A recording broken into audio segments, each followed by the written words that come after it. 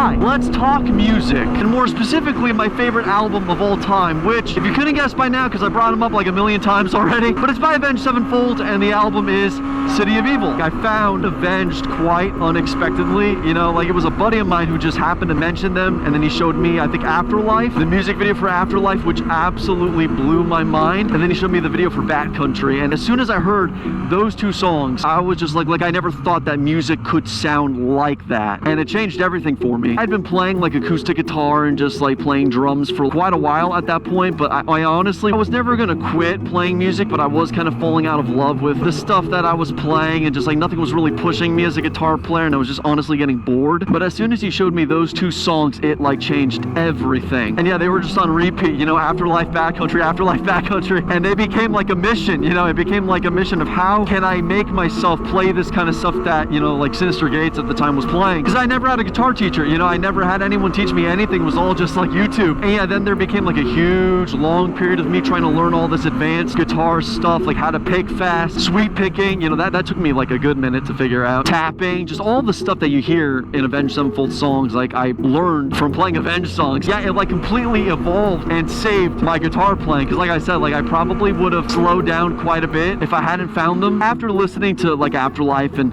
Backcountry on repeat for just months on end, I finally started kind of branching off into like what else they did, and it wasn't long at all after that till I found City of Evil. And that whole album till this day, I have not heard anything like it. It's super unique, it's super just like over the top. There's orchestra, there's parts where it's just absolute shred and mayhem. There's harmonies everywhere, like you'll have a guitar on the left playing a lead, then you'll have the guitar on the right playing like a third, and then the vocals have like a million harmonies. Like it's just bonkers, but somehow it all makes sense. Just like listening to that album over and over again just like reinforced that thing in me where there are no rules in music. You can do whatever you want, fast part, slow part, orchestra, country, rock, metal, like you can blend it all and you can come up with some really just epic sounds out of it. It's also a shame because like I know when they released that album, like later on I was watching like interviews about it, and they were saying it wasn't well received. You know, they were kind of going through like more of a metalcore kind of phase before that with Waking the Fallen, and then when they switched up to like more of like a rock metal-ish kind of sound, I really don't know my genres too well. I just know what I like, and I like whatever they did. But yeah, it was different, and you know, especially once they released Beast in the Harlot, which is, you know, the chorus, the lead guitar's like do do do do do do do do do do. It might sound goofy to people who had been like in love with them since Waking the Fallen, and yeah, it wasn't well received. And it's just crazy to me how like years down the road, you know, most Avenged Sevenfold fans would agree that that album is actually the best album. So it just blows my mind how they were like so far ahead of their time, where like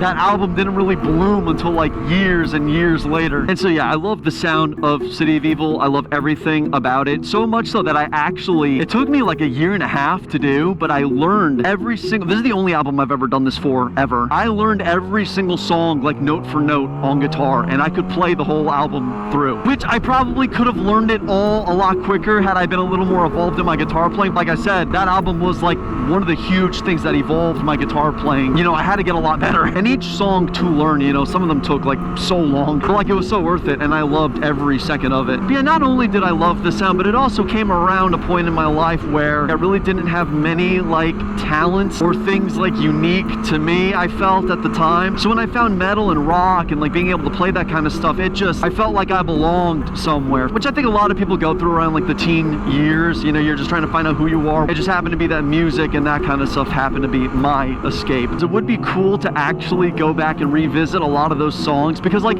the muscle memory will always kind of be there, but I've tried relearning some old solos like the MIA solo, which is a to play, and I had to go back to YouTube for a little bit to kind of relearn just little things that I seemingly forgot. But as soon as it came back to me, it started coming back real quick, so I don't think the process of relearning a lot of those songs would be all that hard. And yeah, just do some more covers of, you know, the City of Evil songs, because they were all just so good. And just to prove it to you guys, what are we doing here, brother? I'll go through every single song and just kind of pick a moment which really stands out for me. First, Beast in the Harlot. The whole intro, including like that modulation where it changes key in the beginning, it also does it at the very end where they do the last chorus, the repeat, and then they like modulate up. I had never heard anything like that before, like key switches in songs like that. It just wasn't a thing for me. Also, the whole solo being just in the middle of the song, just like when you're not really expecting it, the whole chromatic thing, like that slot machine. Oh my god, just, yeah, that whole song slaps. What else? What was the next song? I could have this track listing wrong in my head, but I mean, I know all the songs. Lightning in Chains, the whole intro, I love it. I love every second of it. It goes from like this majestic, like,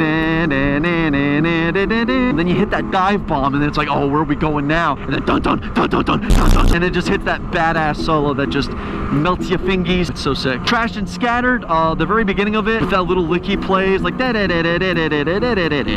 super sick, and also the lead he plays behind the chorus. Again, like I always thought before I heard that album was that like you never play lead guitar while the main chorus or vocals are happening. And again, just like so many rules I thought that there were in music, that album just blew everything out of the water. And to me, it like meshed really well. Bad Country, obviously, the whole song, especially the solo, especially the part that went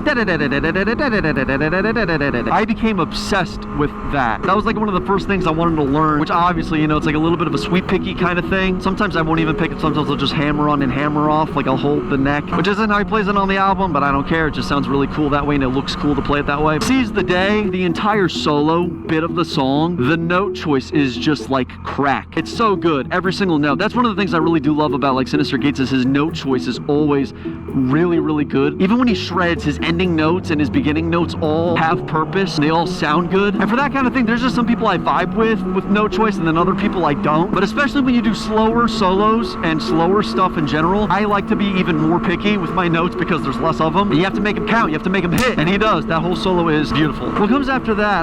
Strength of the World? No, Sidewinder. I love that song so much. That acoustic guitar bit that Sinister Gates wrote with his dad, which if you didn't know that, yeah, half of it's played by his dad, half of it's played by him. Just an awesome song, and I love the fact that they kind of switch it up at the very end and do like that acoustic guitar bit. It's just so different. Strength of the World, how they injected like that country feel into that song. It sounds like something out of Red Dead, you know, in the very beginning. So, and I love Red Dead. Wicked End, that whole song I loved so much, but I remember specifically like the first verse and the second verse, so I think the verses are both the same. That drum beat and riff and the vocals combined did not make sense for me for a while. And again, that really evolved my guitar playing. It really pushed me to like understand some higher concepts of timing and like blast beat stuff. The solo I became obsessed with. Till this day, that is like one of the solos that I can actually still play note for note because I actually go back to it from time to time. And what else is there? I'm probably forgetting a song.